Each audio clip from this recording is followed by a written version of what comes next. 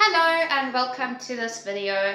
Today we're going to be trying out some breath work and stretches to relieve your diaphragm after a long day so that you can relax your back, especially if your back has become strained doing exertive household tasks like vacuuming heavy carpets, sweeping and laundry, basically housework, or even just other sort of things that hurt your back, like lifting heavy buckets, lifting logs, whatever it is you've done around the yard or the house today. So yes, welcome back. This video is following my previous yoga video for wind down relief after a long day, general for sleep. I was so shocked that it's reached over 850 views already. So I decided to make another video today to follow up from that one. And yes, today's video we're going to be looking at specifically, your household tasks causing acute back pain, because it's going to be helping me once again today as well. I have had a day where my back is excruciatingly painful.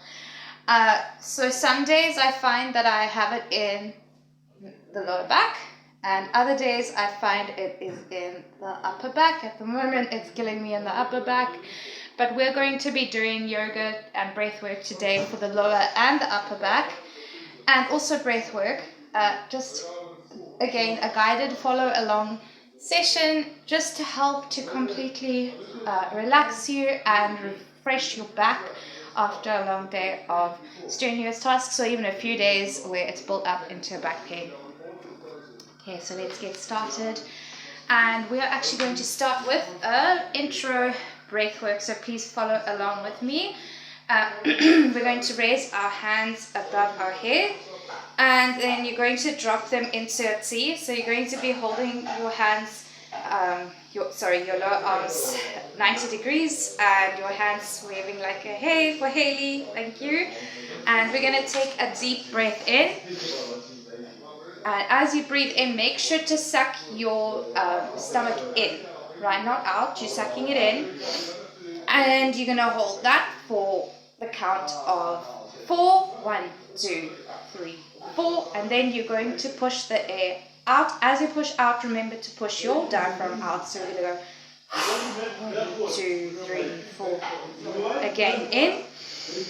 1, 2, 3, 4. And out. 1, 2, 3, 4. Again, in. 1, 2, 3, 4. And out. 1, 2, 3, 4. And in. 1, 2, 3, 4. And out. 1, 2, 3, 4. Okay, you can now drop your hands into your lap. And what I'd like you to do, please, is we're going to take one hand to the right side of the mat, or the left, whatever's more comfortable for you today. And we're going to stretch your arm like a curved wave over the top of your head. Make sure that you don't lean your body forward while you're doing this. Keep your spine nice and straight as you can, and hold your hand firmly on the mat. As we do this, you're going to lean your diaphragm towards the right side of the mat, or the left, whichever side you're stretching. And we're going to do counts like this. For 1, and as you bounce, you can breathe in and then out. 2, 3, 4, 5, 6, 7, 8, 9, 10, 11, 12, 13.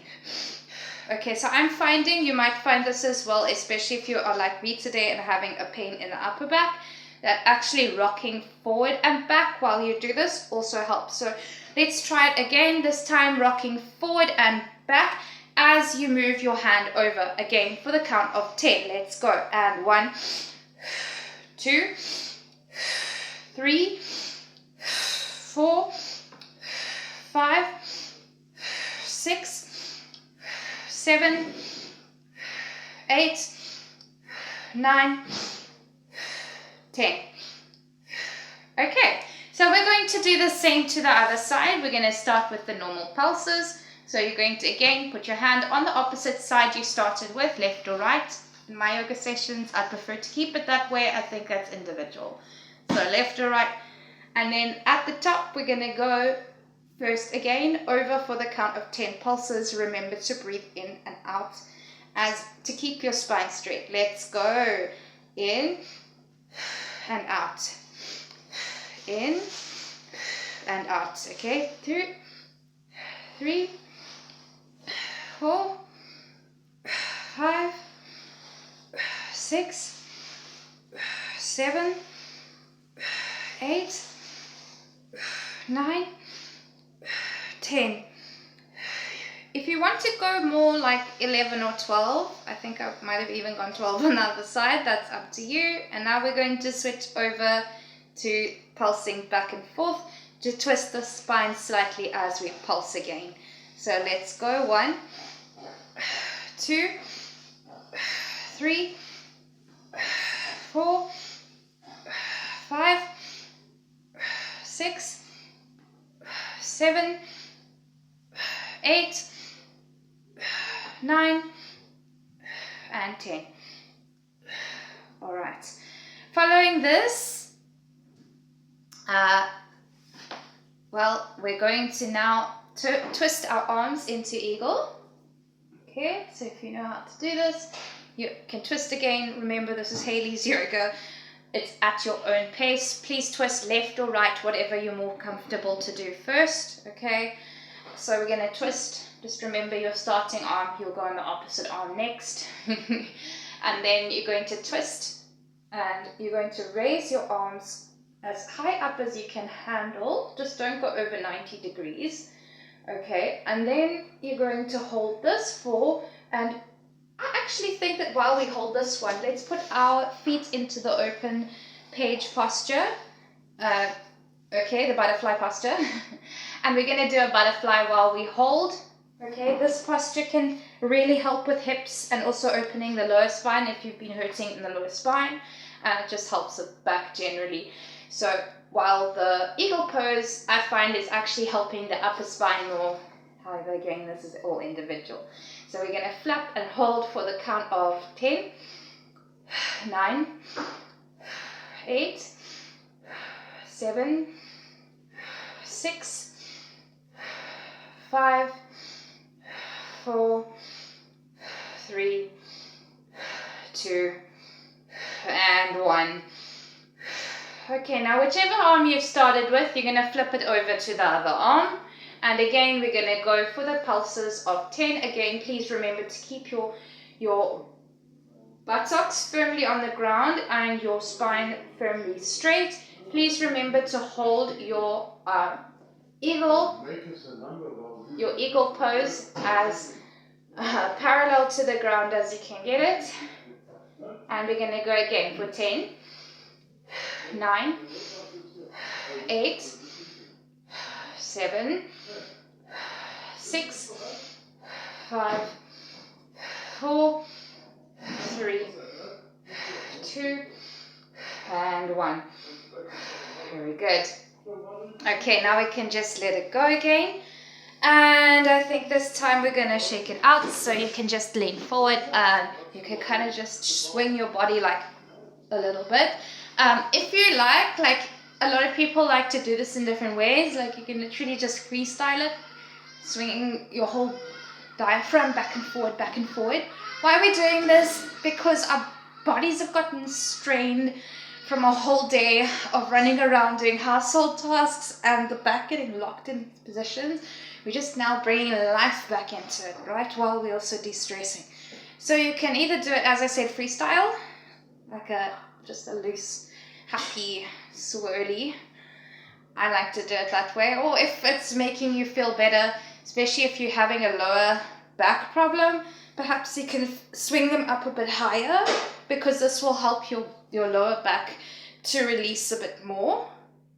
Okay, if it's more in your upper back, like what I'm having, then you might just find that the way we're doing it here is enough for you. You can also go straight. You can move the arms back like birdie. Tweet, tweet. I love this part. And I can literally go, tweet, tweet, tweet, tweet. I'm feeling like one of the baby chickens in the yard, okay? And then you're going to just go and do the same thing again, going forward the other way. Tweet, tweet, tweet, tweet. Okay? Yeah. Other than that, you can also stand up and jump. I can't show you on the video now, but if you stand up now and jump to the sky, pushing this way and that way, and I'll kind of try to show you. You're not going to see my whole head, sorry. But you can basically just like pull. So you're going to push one foot behind you, one ahead. And then, so basically if you're starting on the right side, like I'm starting with the right side, forward, then you're going to go with your right arm pulsing forward, and you can do a little hop. 1, 2, 3, 4, 5, 6, 7, 8, 9, 10. Why are we doing this? Again, it's an energy release out of your back. Okay, now we're going to switch over to the other leg, and we're going to go 1, 2, 3. You can also hold your other hip with your hand if it's easier. 4, 5, 6, 7, 8, 9, 10. Okay, now our back has been successfully loosened up after those first postures. I'm sure we're all feeling a bit more light and fluffy. So we're going to move now into a different posture, which is directly for the upper back people. If you're having a lower back issue, I suggest going into child's pose. So I'm going to show this to you now. So from here, you'll go just into a child's pose. Now you can hold in the child's pose for now if you're having lower back. Okay, for the upper back people, we're going to put knees together and hold onto your feet and tuck the head into the knees, and we're going to pull. Oh my gosh, this is so relieving right now. And just hold that for the count of 10, 9, 8, 7, 6, 4, 5, 4, 3, 2, and 1.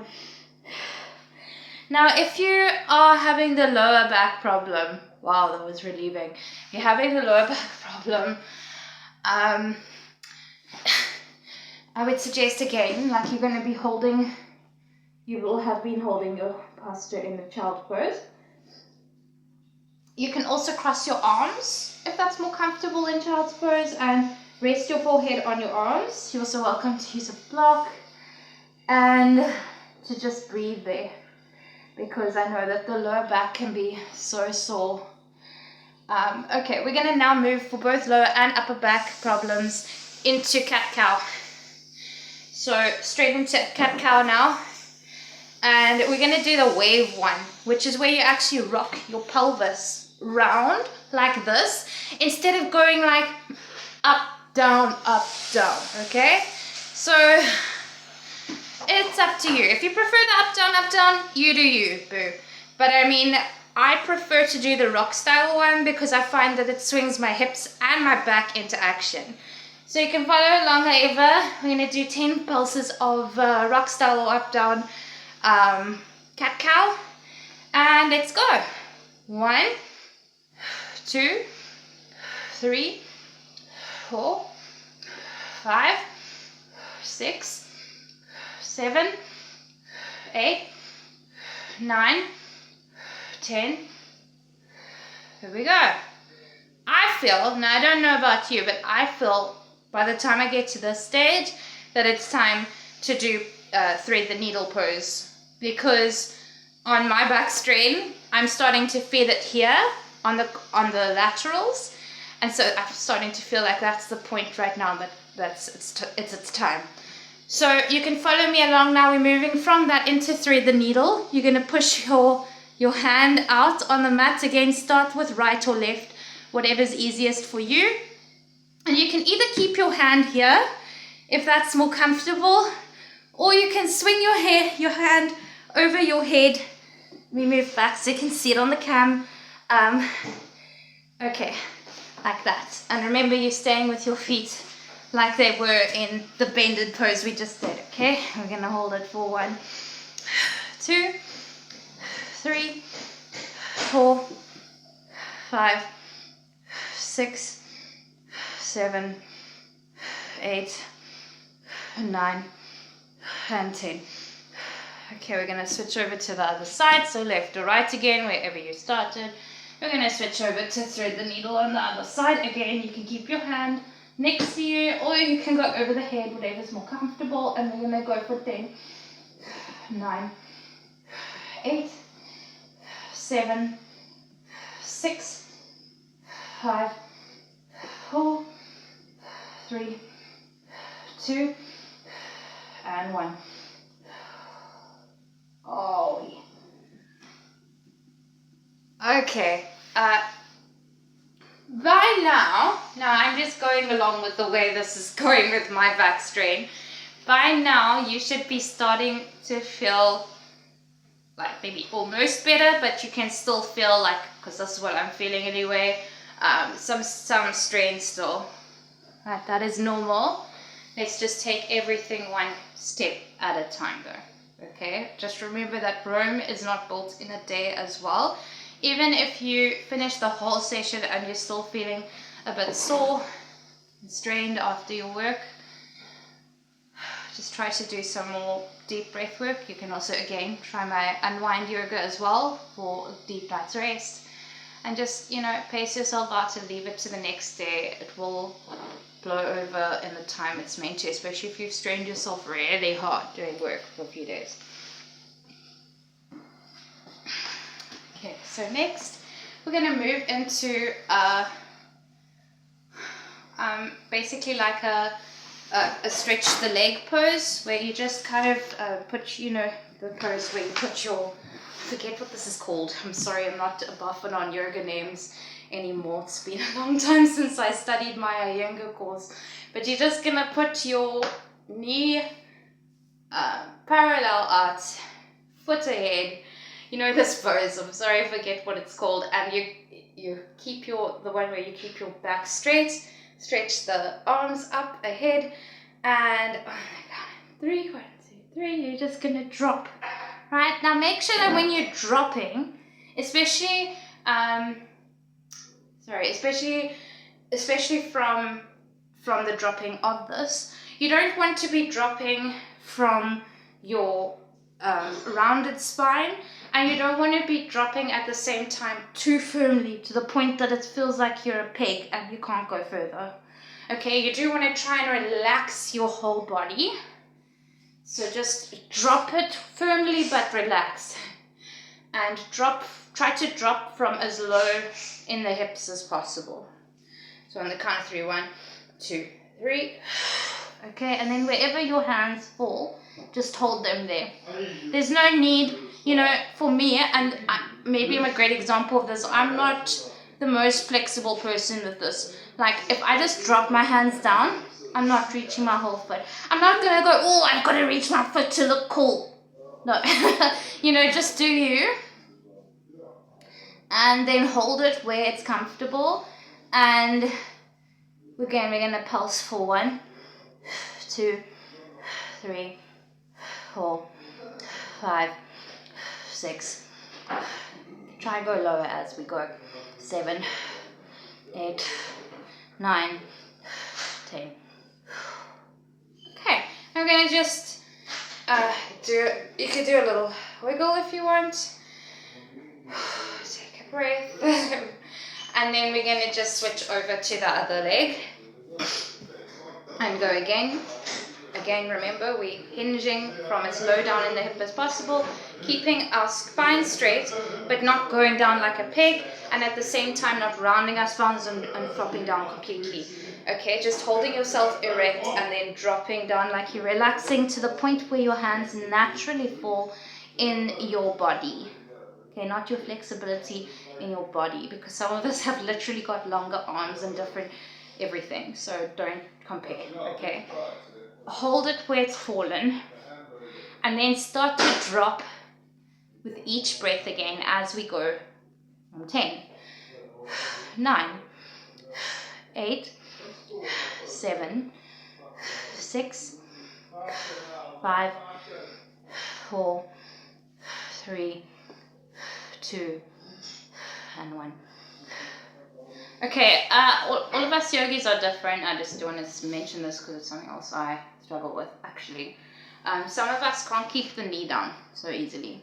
That's fine. You don't have to keep the knee down. What's more important is that you keep your butt on the ground. If your knee goes up a bit, and especially if your knee's going up and it's feeling uncomfortable, just stick a block underneath. That is my suggestion. Okay, but that is pretty much what we're doing. Okay, now from this part, we're going to just end with a brief spinal twist. So you're going to cross your legs over like this and move your arm over your knee, place your one hand behind you, and then you're going to be looking towards the back of you like a cat as far as you can. Don't overstrain yourself. Remember that you're not twisting from your neck, you're twisting from your kind of your spine, shoulder, and also you're keeping your back again as straight as possible while you're twisting. Okay, so let's go for again the count of 10, and as you count, and each time you breathe, you can try within a micro inch to keep twisting as far as you can towards the back like a cat. Okay, let's go.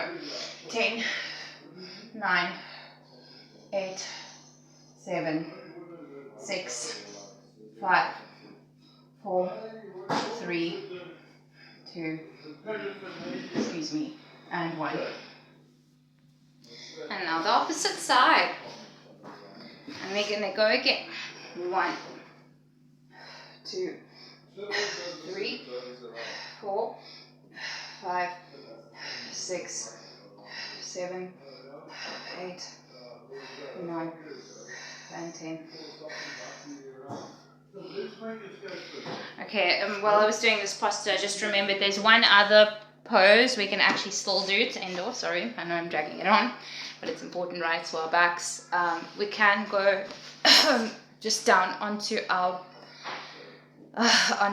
legs, and you can either hold here in Sphinx pose, especially if your back is really sore at the moment and you don't feel like stretching it further is going to be in its capabilities yet.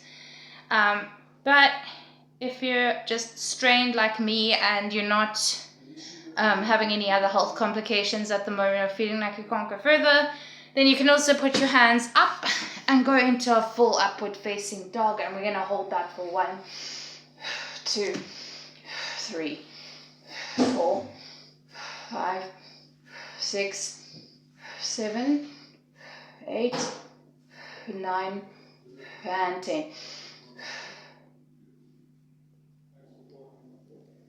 Okay, I like stretching that one out back again with child's pose. And rock forward, do whatever you want to do to just kind of kick your spine back into place again. And that is the end of the exercises I'm giving today to help. I think that after this video, I'm probably going to carry on like stretching and winding and stuff a bit, maybe. I don't know. I'm almost feeling like I could just relax it now for a bit, have a hot bath, or put some deep heat on, rest, and get well soon. For all of us who are recovering from heavy housework or heavy duty back strains. Bye-bye.